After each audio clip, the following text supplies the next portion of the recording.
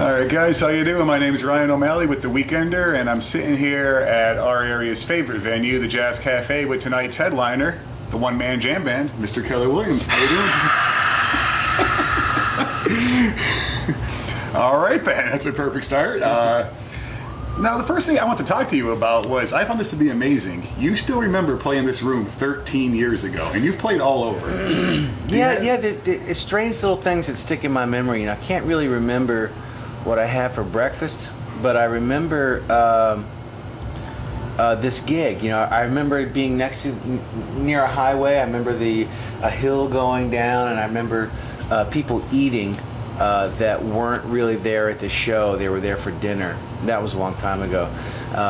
And strange things that stick in your memory, Now, do you have any memories of the Wilkes-Barre-Scranton region here besides playing at the Jazz Cafe 13 years ago? Oh, yeah. There's all kinds of memories of this area. There's several clubs, some of which have probably come and gone. One memory in particular was the Scranton big amphitheater there, a big tour I did with like Rat Dog and Rusted Root and Carl Denson, a bunch of people like that. I remember the rain, just the torrential downpour, and Rusted Root opening their set with their rain song, and how intense that was. Them being the local kind of Pennsylvania band, this being the Pennsylvania start of the tour. I really remember that. I don't remember when that was. A long time, probably 2003 or something like that. 10 years ago, something like that. Okay, so that was not Further Fest or anything. That was... No. I think that was called So Many Roads, maybe something like that. Yeah, that's We have confirmation. And speaking of the touring, obviously you're well known as a workhorse, if you will, on the road, but yet I find it funny that most of your gigs only fall between Thursday, Friday, Saturday, sometimes a Sunday because of your family life, right? Well, you call me a road horse, but at the same time, it's really easy because of that. I'm really lucky to have gotten to a point where I can just do shows Thursday through Saturday and be home Sunday through Thursday morning. This week is different. I got a Sunday show. It's a really cool one at the Clearwater Music Festival, the Pete Seeger Foundation that he does up there in New York, right there on the Hudson River. But mostly it's Thursday, Friday, Saturday, and it's really fun and almost easy in the sense of having a really cool home life during the week, and then going out and having a good time and playing music on the weekends. So I don't really consider it a job. I should, but most jobs I realize are 40-hour work weeks. And when you put it in perspective like that, with all the travel, it's probably that or more. But we've done in 3 days. It's really exciting. Being on the road, obviously, do you have any kind of preference in your setting? Like this weekend, for example, last night you had the Kimmocks, tonight you're solo, Sunday, as you said, is a festival appearance. Yeah, Saturday and Sunday is both with the Traveling McCurrys, a complete bluegrass turnaround.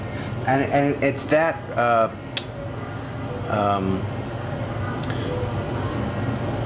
differences in each show really help me to stay focused and excited, especially excited. When there's 3 solo shows in a row, I love that. There's a super freedom there, and I could really stretch and venture into material that I couldn't with certain projects. Each project I have, there's a certain amount of material that I can play. And the solo thing, there's a vast amount. But going from solo to a project is really exciting because you get to change gears and really a total different mindset, especially with this solo show and all that's involved, the matter of all the gear, the looping gear all put together, and electronics, and it takes so long to kind of make it all work correctly.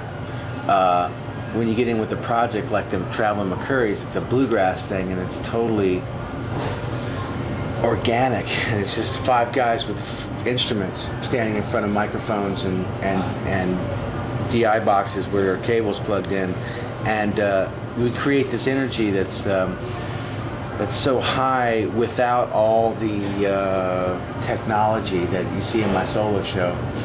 When I go from the solo to the Traveling McCurrys, it's a really beautiful thing because the energy is still high, but the electronics is all gone and it's all organic, and we raise that energy with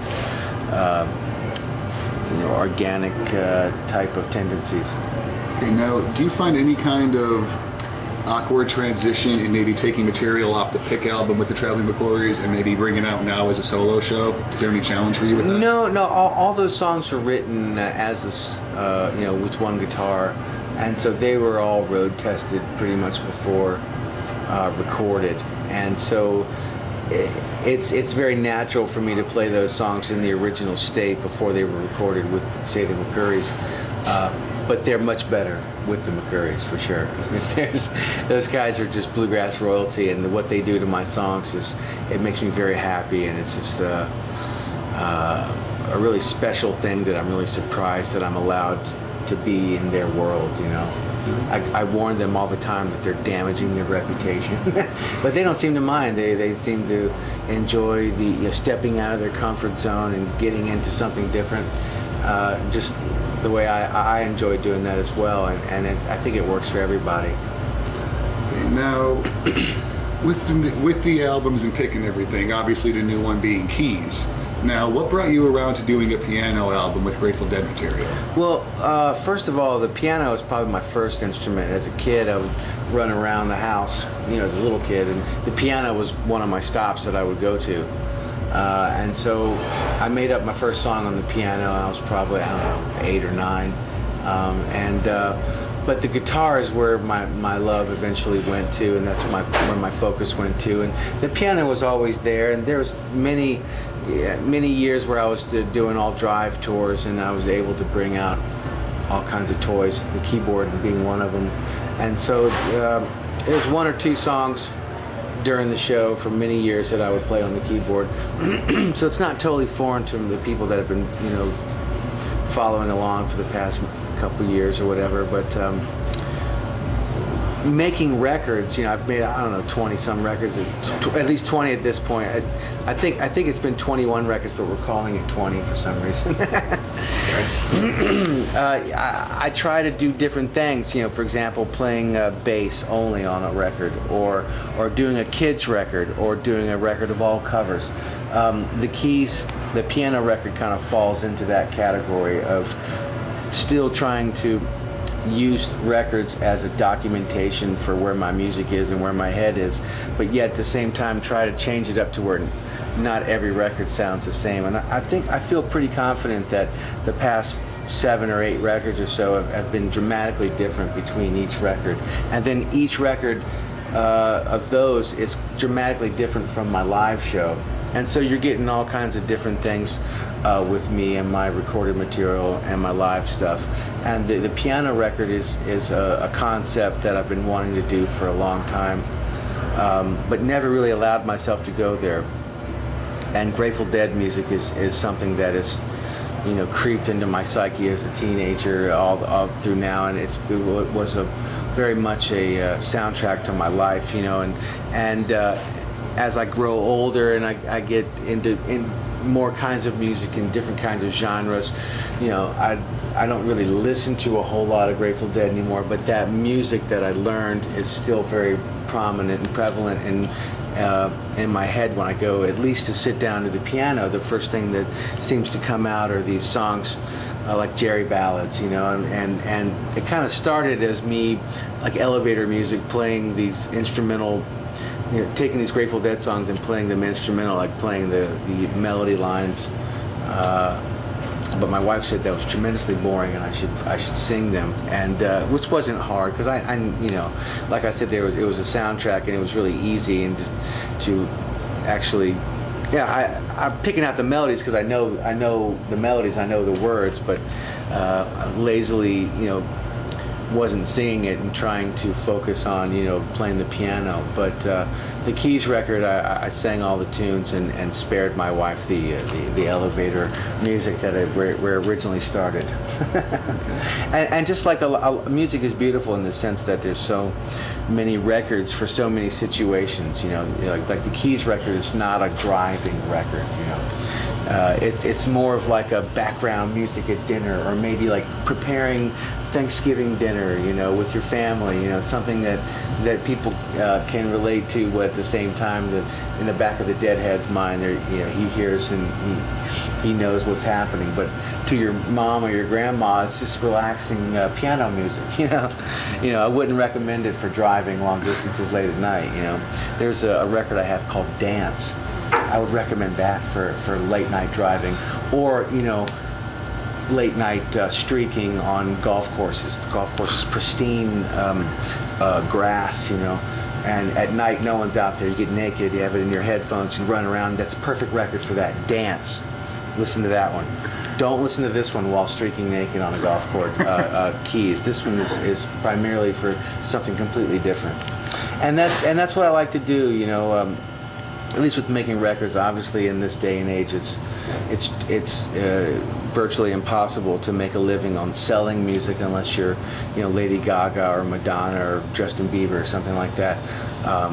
And so I use it to document where my head is and, make my living on live shows. So it's kind of making records is a bit of a hobby in a sense. Now, with the live shows, you've been one of the guys from the last 20 years that really got on the popular level and have really embraced the taping community. Oh, yeah. I'm sure that's helped you gain a lot of attention in your early days. Yeah. The late 90s is when it really helped me out the most, because I was opening for String Cheese Incident and getting out of the restaurants and pubs and coffee houses that I was playing, and getting in front of the Cheese and in real venues. And this was the late 90s. Jerry died in 95, and there was a huge taping community that was left with all this gear and tape and nowhere to go. So they branched out, and that's kind of where I personally, my opinion, is kind of where the jam scene formed, and they went out and sought out all other acts to tape.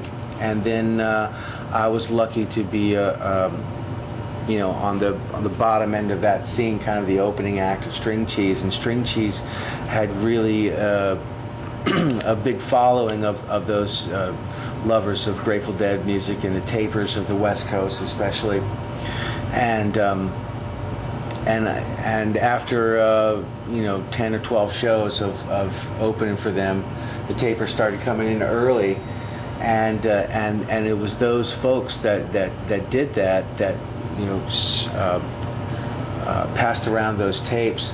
My music was able to get from East Coast to West Coast, whereas at that time you would need a record label, or to really get your music out there, or just physically sending your music. But the taping community was really good to me, and passed around my music and really helped me out in a big way. And I used to give out board patches, and then we got there was all kinds of perfect sounding tapes, and then we have reports of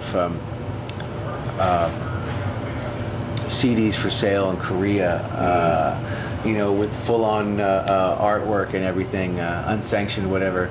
And so we took the board patch away, but we still allow the audio recording. And every now and then, Lou Gossain, my front of house engineer, he gets in a good mood, and some board patches go out. But we definitely allow microphone taping. You can bring them in and set them up, no problem. But people are a lot less likely to do that than, say, like the late 90s, when it was really prominent at the shows. You'd see mic trees and everything. But yeah, I'm totally good with it. Right. Now, going back to your live shows, I've noticed, especially in your solo shows, that you play some really different covers, if you will, like Pepper by the Butthole Surfers and everything. And where do you really draw those cover songs from? It's weird because Cover songs find me, and they get stuck in my head, and I have to like learn them and play them live to get them out of my head. It's not like I'm searching out for different covers to play. It's like I'm always listening to different forms of music, whether it be internet radio or satellite radio or all kinds of things, trying to find all kinds of different ideas of things to listen to. I have a radio show that's on in I don't know, 40 or 50 cities. We've got 180 episodes over the past I don't know how many years. That's Keller Cellar, right? Exactly. And so I'm constantly listening to different forms of music to try to get ideas for that, and just try to enjoy listening to music. And a lot of times the songs would just creep up into me, and I would it'd get stuck in my head. All kinds of covers, and it's really no boundaries really.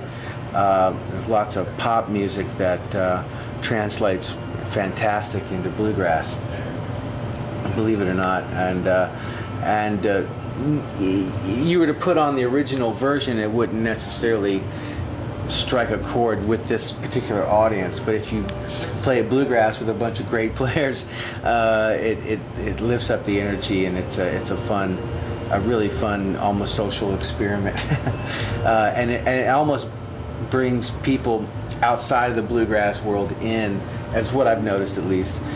Kids that aren't really into bluegrass, you play some songs that they recognize done bluegrass, and it changes everything. And that's what happened with me. I had a love for bluegrass as in my early childhood age, like Hee Haw and all the local folks in my area on 4th of July's, flatbed trucks down at the park, playing bluegrass. I just loved that.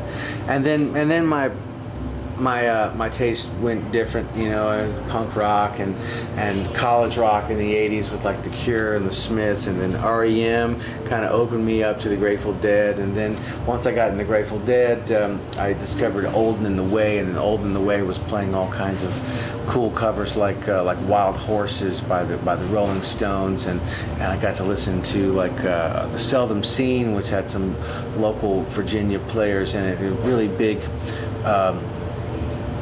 famous bluegrass band that I think Jerry Garcia got a lot of inspiration from, and they were playing like Lay Down Sally, there's all bluegrass, and just things like that just made me venture out and try it myself, and that's really been a really fun avenue for me in the bluegrass world, at least, is taking like familiar songs and doing bluegrass, and people seem to respond well to it, at least.